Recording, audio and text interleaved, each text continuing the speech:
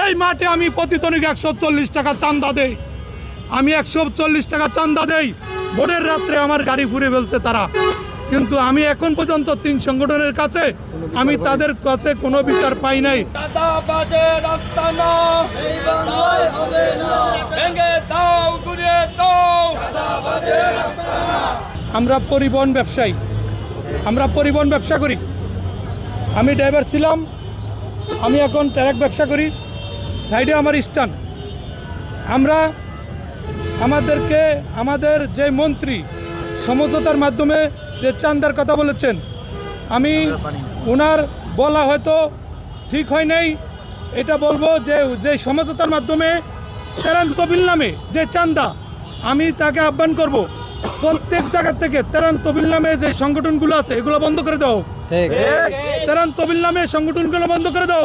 এই তেরান তহবিলের নামে সর্ব জায়গায় তেরান তহবিলের সাইনবোর্ড বেচা, স্লিপ দিয়া রাস্তাঘাটে ড্রাইভারদেরকে হয়রানি করে, ড্রাইভারদেরকে মারধর করে।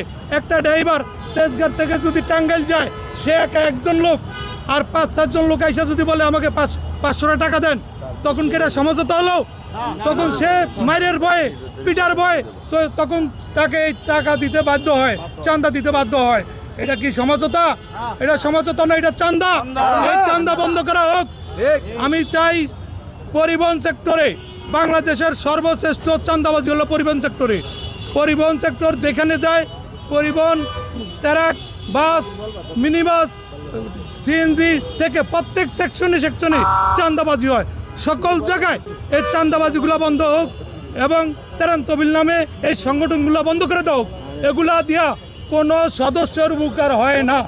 আমি 3 সংগঠনের সদস্য, আমি 3টা সংগঠনের সদস্য। আমার একটা গাড়ি এই স্ট্যান্ডে পড়ে গেছে ভোটের রাত্রে, যার ক্ষয়ক্ষতি হলো 15 লক্ষ টাকা। আমি 3 সংগঠনে এই মাঠটা পরিচালনা করে 3 সংগঠন থেকে এখন পর্যন্ত আমি কোনো সাড়া পাই নাই। তারা আমাকে লাস্ট ডিসিশন দিয়েছে, তাদের দুঃখ প্রকাশ ছাড়া তারা কিচ্ছু করার নেই। আমার গাড়িটা ক্ষয়ক্ষতি হচ্ছে 15 লক্ষ টাকা। আমি প্রতিদনিক এই মাঠে আমি প্রতিদনিক 140 টাকা চাঁদা দেই। আমি 140 টাকা চাঁদা দেই। ভোটের রাত্রে আমার গাড়ি ঘুরে ফেলছে তারা, কিন্তু আমি এখন পর্যন্ত 3 সংগঠনের কাছে আমি তাদের কাছে কোনো বিচার পাই নাই। এই যে আমি যে তাদের কাছে চিঠি দিয়েছি, সেই চিঠির কপি পর্যন্ত আমার কাছে আছে।